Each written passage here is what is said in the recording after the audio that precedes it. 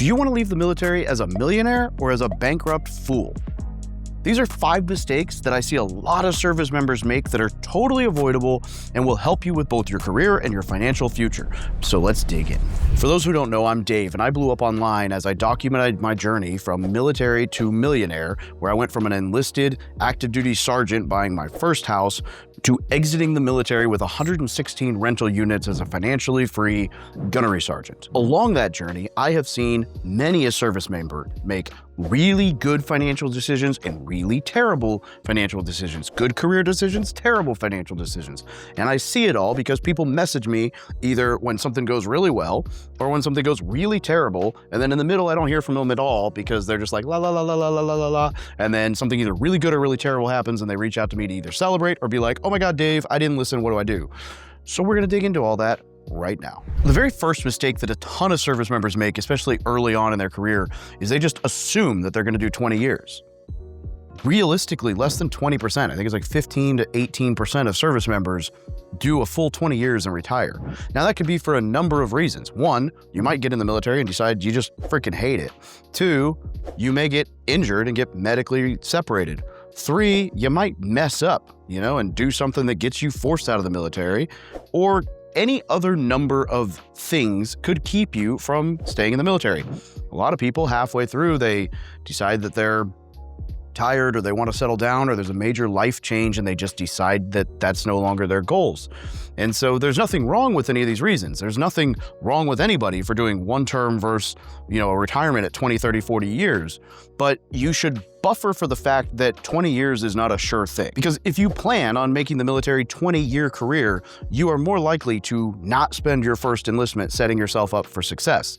Whereas if you plan on doing one term and take it enlistment by enlistment, you might set yourself up for success much better in that first term, which will allow you to be better in all ways going forward. Number 2 is when service members believe the hype, believe the commercials, believe the good.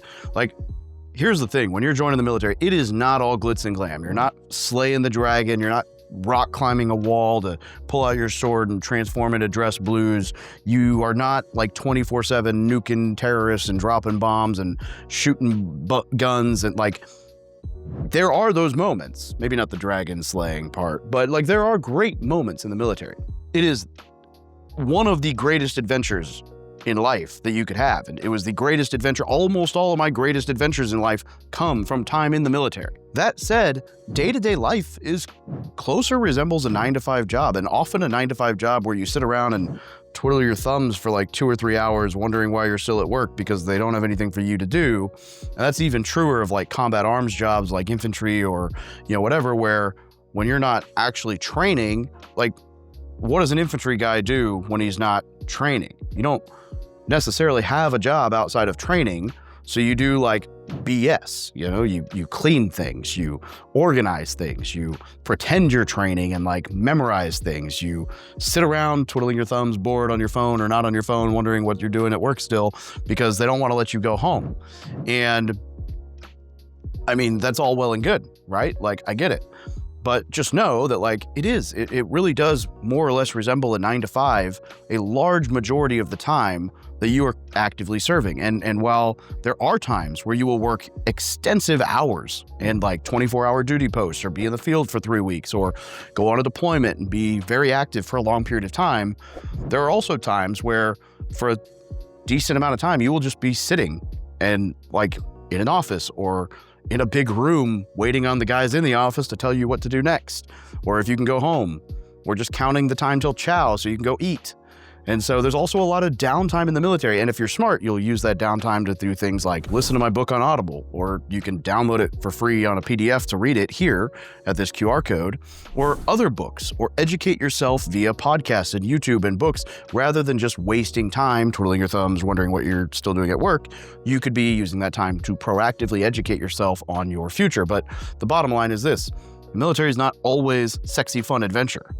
It's often boring, what am I doing here, monotony.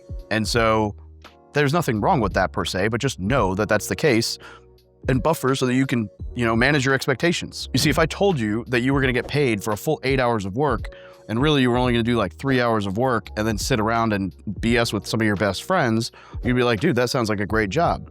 But if I told you that you were going to be like jumping out of airplanes and like driving through swamps and shooting guns all day and still getting paid, then sitting in an office doing nothing and BSing with your friends would seem boring. And so it's all perspective. It's all expectation management. So just go in with the right expectations and you'll be fine. Number 3 here, and this kind of ties into the first one, is just not taking rules seriously, not setting yourself up for success. Not like, you can absolutely get in trouble for drinking underage in the military, and people kind of laugh it off, and everybody drinks underage, but like, you're the guy who gets caught and it's not good. That's really nasty for your career. So don't be an idiot. Like, if you are going to drink underage, which I'm not condoning, do it at your own house or like somewhere where you're not going to get caught, and don't be an idiot and don't overdo it. I would suggest just not drinking underage, or maybe going to like Japan where the drinking age is lower, you know, or wherever, so that you're not breaking rules.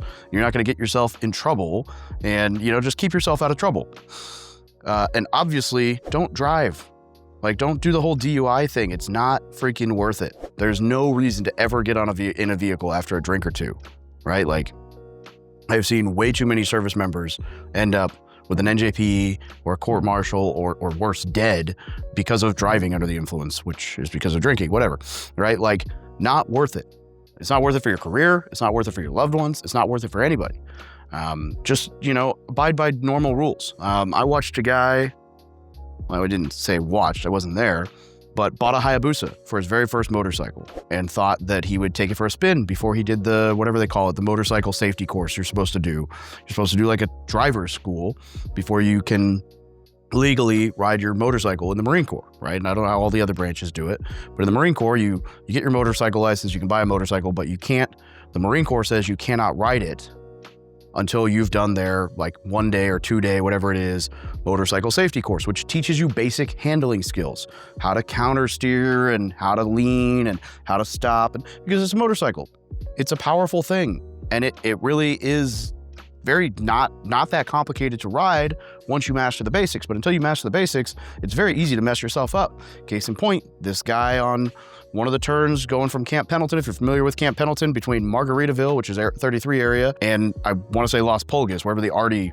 is, I think that's Las Pulgas area, where the Katy like 1,000-yard sniper range is. On that windy little road, took his Hayabusa around a corner at like $110, and the corner cornered, and he did not corner, and he hit a freaking telephone pole and owned the bike for less than a week.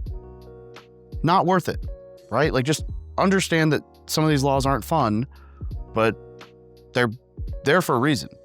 Like, a little bit of holding back will not kill you. Not holding back at all might kill you. Not worth it. So just don't tank your career over something dumb. Like, you know, I had this kid, I won't name names. I enlisted him. He was one of my favorite kids I ever enlisted. Absolute stud, hilarious dude, lost a ton of weight. Like, I've got photos of me at his like high school football games in my dress blues as a recruiter. Like, love this kid. And he went security forces, and he went out and partied, and he ended up getting court-martialed and forced out of the military, or NJP'd and forced out of the military. I don't remember if it was NJP or court-martial, because there were drugs in his system. And now the story goes that he was at a party and he didn't know that he took something, and he like woke up the next day and was like, what the hell? And, you know, but at the end of the day, nobody will ever know. And it's very unfortunate. And I'd like to believe, because he was just an awesome kid, that he didn't do anything intentionally, but that ruined his career. His career was done. He got forced out of the military. His dream, all the work he put into the military, gone.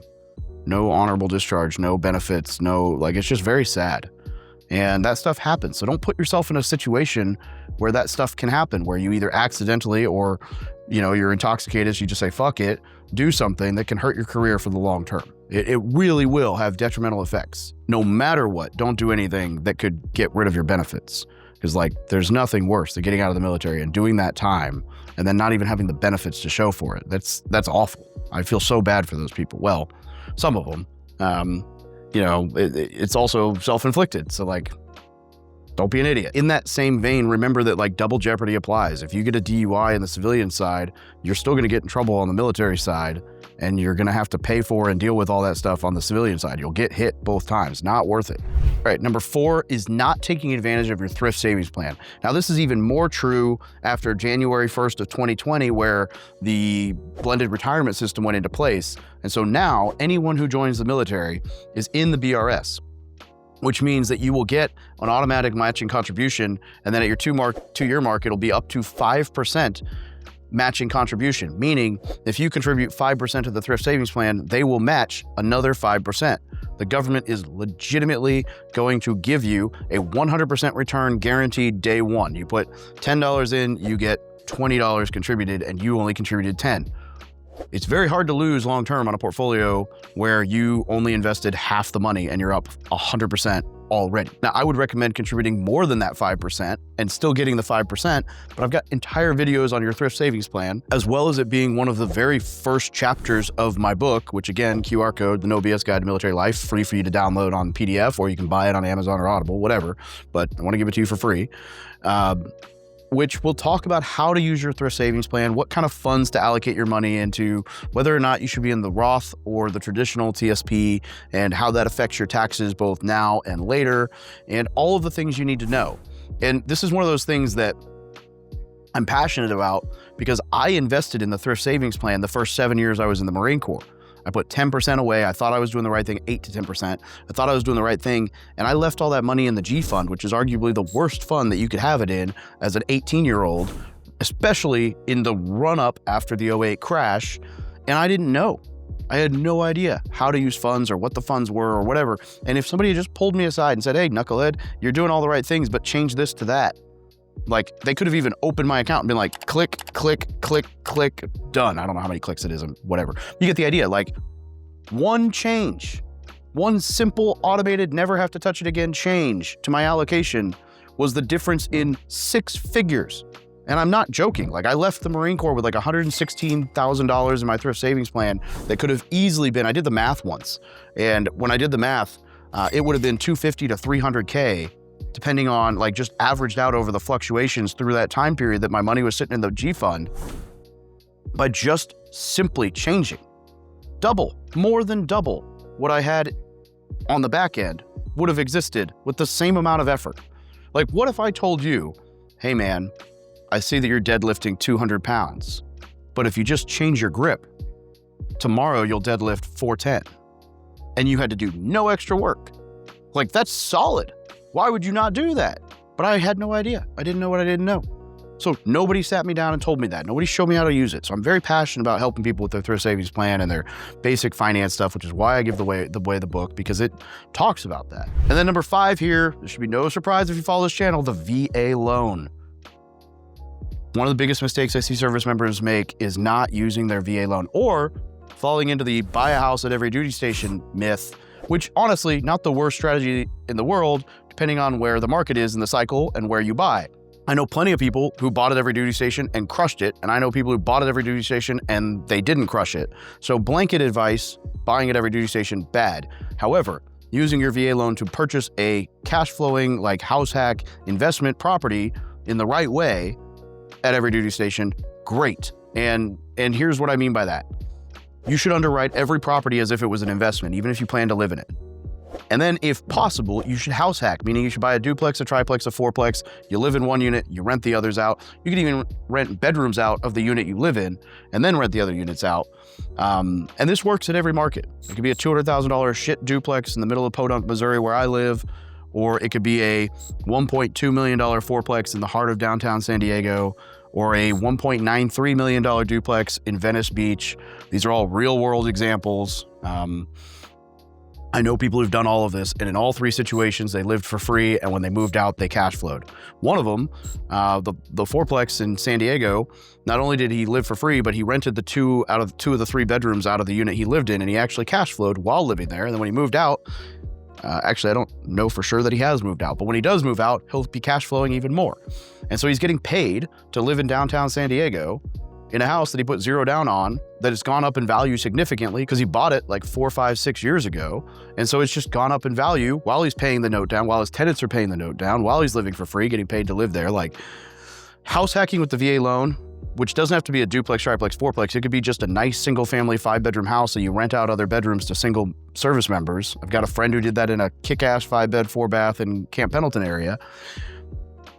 This is an incredible strategy. So if you use your VA loan intelligently at all of your duty stations or as soon as you can, that is like single-handedly the fastest way you can start building wealth and change your financial position. Now, again, I said intelligently, not just buy a house at every duty station. House hack with the VA loan at every duty station in a way that doesn't cost you, like you live for free, you pocket all your BAH, and when you move out, it pays you, so you're not in the hole and you can hold on to it when you move to the next one.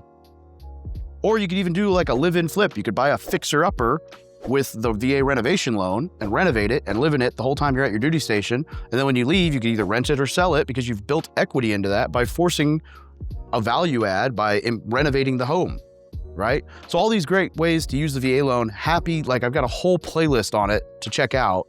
But so many service members and vets overlook this. And I know I'm saying this, some of you are gonna comment on here that you're single and you don't have BAH, so you can't do it. And I would just say, go check out my podcast episode with Jabbar Adesada. He bought his first duplex as a single corporal living in a barracks in Parris Island. And then there's another gentleman who's been on my podcast who did the same thing in, I think, Fort Riley in Kansas. But point being this, it's not always easy. In fact, it's certainly harder without BAH, but it is doable. I know 2 people off the top of my head who've done it. And so don't discredit or discount what's possible by telling yourself you can't do something. It is possible. You have to start asking, how can I, instead of saying I can't, and you have to work towards it. And it's not easy, but it's certainly doable. And I would just recommend that any and all of you look into, for 1, read my book. For 2, just understand basic financial principles and set yourself up for success in that first enlistment, so that even if you don't do a second enlistment, you're good. You're on the right path. But if you do a 2nd, 3rd, 4th, 5th, all the way to retirement or whatever, then you're even more set up for success. All right, I'm gonna add a bonus one in here because this one is very important and I just thought about it. And honestly, this could even be the very first point in this video. And that is, don't be a piece of shit and don't surround yourself with pieces of shit. And I know that sounds very self-explanatory, but there's 2-fold reasons why I think this is quite possibly the most important of these pieces of advice in that first enlistment, especially in the Marine Corps. And I speak a lot to the Marine Corps because that's where I serve, so I know that experience personally. But in every branch of the military, there are what we call detractors. There are people who get in the military and they realize they don't enjoy it, or they get in the military and they get in trouble. And then they're like, shoot, I kind of screwed my career. And rather than like learning from it, bouncing back and becoming better, they fall into this trap of like crabs in a bucket, where they're like, if you don't know crabs in a bucket, you put a bunch of crabs in a bucket, you don't have to put a lid in it because they will always pull each other back down. Like they will try to climb over each other to get out of the bucket.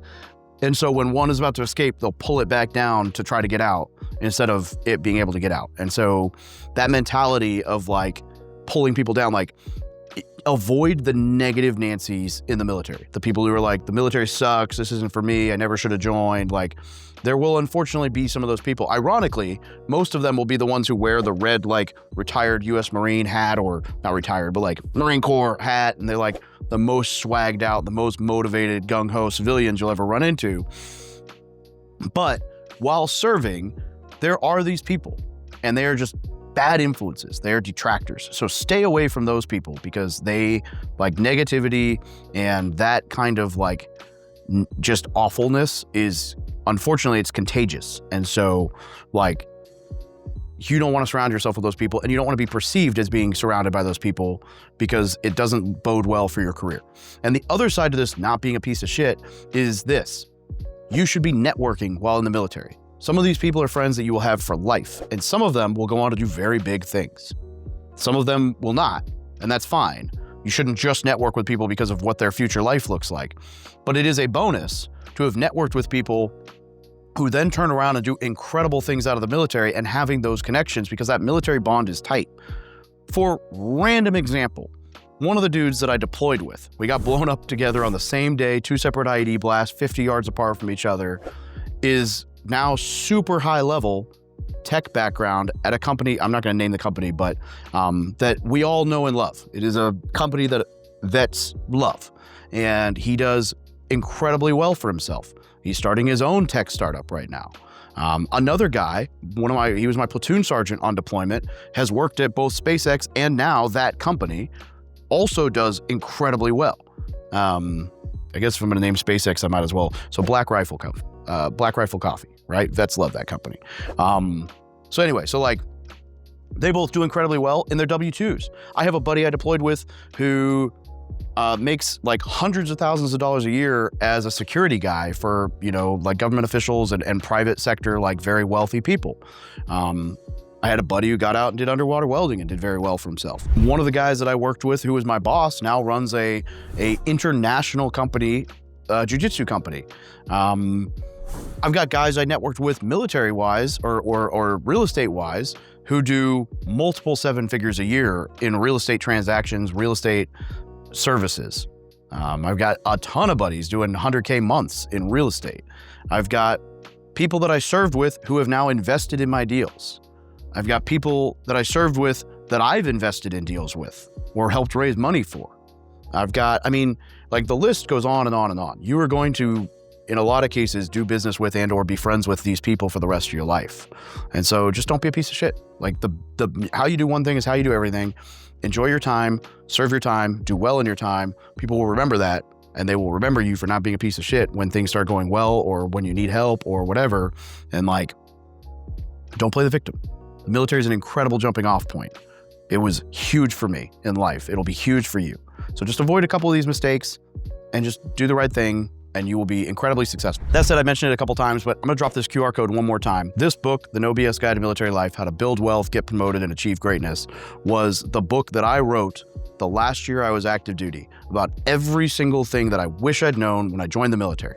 It was written for you, the exact person who's watching this, and it is like a chronological, these are the things I wish I'd known when I first joined, when I went to boot camp, in the military, both from a like military career standpoint and a finance standpoint and everything else, all the way through transition out of the military and your disability pay and life after the Marine Corps, which honestly, that part I could probably do a little bit of updating to now because I've been out of the Marine Corps for 4 years. But this book is the guide that I wish I'd had when I joined the military, everything I wish I'd known.